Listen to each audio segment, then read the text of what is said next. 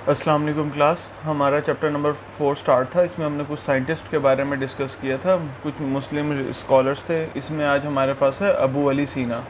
Abu Ali सीना का time period इन्होंने यहाँ पर बताया 1980 से 1037 ईडी तक। ठीक है, Abu Ali Sina was a great physician. सबसे पहली बात तो ये अच्छे फिजिशियन थे, यानी कि डॉक्टर थे, केमिस्ट थे and astronomer of his time. और इसके अलावा वो एस्ट्रोनॉमर भी थे अपने टाइम के। अच्छा, इसके अलावा उनकी कुछ हमने यहाँ पर देखनी है कि उन्होंने क्या क्या काम किया। He wrote almost 450 treatises on different scientific subjects, among them 40 are on medicine. इन्होंने 450 टेरिटरीज़ पर काम किया साइंस की ना, बट जो इनमें से 40 थी टेरिटरीज़ वो उनकी थी मेडिसिन की। His books are the canon of medicine. इसमें से जो सबसे इनकी मशहूर किताब थी उसका नाम था the canon of medicine. Was used a text book of medicine for many years. Abu Ali Sina was born in Afshana, Bukhara, Uzbekistan. ठीक है, ये अफ़गानिस्तान का एक शहर है। अबू अली सीना वहाँ पर पैदा हुए, उज़्बेकिस्तान के अंदर लगता है अफशाना बुखारा। ठीक हो गया। इसके अलावा कुछ उन्होंने फेमस उनका साइंटिफिक वर्क था। He firstly describe the procedure of diagnosis.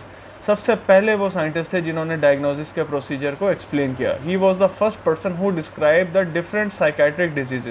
इसके अलावा दिमागी जितनी भी डिजीज़ थी ना उसके बारे में भी उन्होंने बड़ा बेहतरीन काम किया, यानी कि उनका बहुत ज़्यादा रिसर्च वर्क थी। सबसे पहले जिसमें हमारे पास डिप्रेशन यानी कि मायूस हो जाना, इंसान डिप्रेस हो जाता है, मैनिया खुशी की एक्साइटमेंट हो जाना, इनसोम्निया यानी कि नींद आपकी डिस्टर्ब हो जाना, और डिमेंशिया, डिमेंशिया कहते हैं हमारे पास पार्शियल मेमोरी लॉस को। ठीक है, इन सारों को उन्होंने डिटेल में डिस्कस किया। इसके अलावा वो फर्स्ट पर्सन इसमें भी थे कि जिन्होंने डिस्कस किया कि भाई पैरालिसिस कैसे होता है। यानी कि एक इंसान है ना पैरालाइज हो जाता है, यानी कि उसकी बॉडी का जो फंक्शन है वो काम करने छोड़ देते हैं, हाथ पैर काम करना छोड़ देते हैं। पैरालिसिस में ना बेसिकली दो तरह की स्टेजेस होती हैं। सबसे पहली जो स्टेज होती है ना उसमें ये होता है आपकी अगर right side of brain damage हो रहा है तो आपकी पूरी लेफ़्ट हैंड और लेफ़्ट लेग दोनों पर असर करेगी। इसी तरह अगर राइट साइड का ब्रेन डैमेज हो रहा है तो वो आपकी लेफ़्ट हैंड और लेफ़्ट उस पर असर करेगी। तो ये थोड़ा सा होता है डिफरेंस। बट ये कि पैरालिसिस में फिर दोनों ही चीज़ें काम करना स्टार्ट कर देती हैं। यानी कि अगर राइट साइड है तो राइट साइड में आपको बाजू भी काम नहीं करेगा, राइट साइड में आपकी लेग भी काम नहीं करेगी।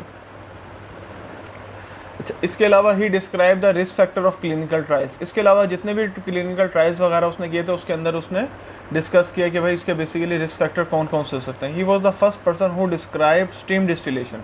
अच्छा जी, स्टीम डिस्टिलेशन के बारे में भी सबसे पहले यही साइंटिस्ट था जिसने हमें स्टीम डिस्टिलेशन के बारे में बताया। डिस्टिलेशन आपको पता ही है एक ऐसा प्रोसेस है जिसमें हम डिस्टिल वाटर को इकट्ठा करते हैं, यानी कि वेपर्स हीट देने के बाद जो वेपर्स उसके कंटेनर की वॉल्स के ऊपर अपर सरफेस पे इकट्ठे होते हैं तो उसको देते हैं। इसी तरह जो स्टीम डिस्टिलेशन है बेसिकली ये हम किस लिए लेते हैं, ये भाप है।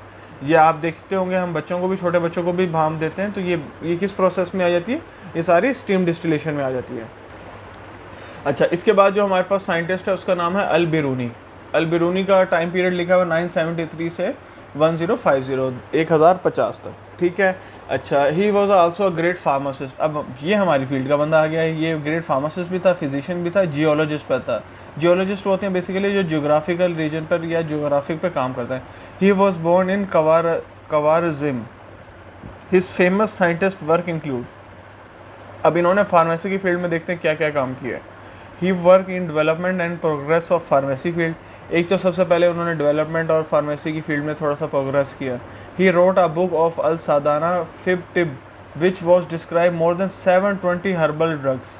अच्छा, अब हर्बल ड्रग्स से आपके जहन में आता होगा फार्माकोग्नोलॉजी में हमने जितनी भी पढ़ी थी वो सारी हर्बल ड्रग्स थी। बेसिकली जो क्रूड ड्रग्स होती हैं जो नेचुरल सोर्स से आती हैं, और हर्बल ड्रग्स वैसे भी हमारी जो है ट्रेडिशनल प्रैक्टिस है रही है और अभी तक स्टिल चलती आ रही है। And these arrange are alphabetically, और इसके अलावा इनको अल्फ़ाबेटिकली अरेंज किया।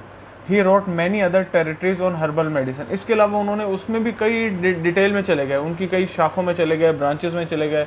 ठीक हो गया। ही also describe about the active constituent of drug. Basically जो बात ये कर रहा है एक्टिव कॉन्स्टिट्यूएंट। ठीक है, एक्टिव कॉन्स्टिट्यूएंट क्या होता है, यानी कि एपीआई होता है एक्टिव फार्मास्यूटिकल इंग्रेडिएंट।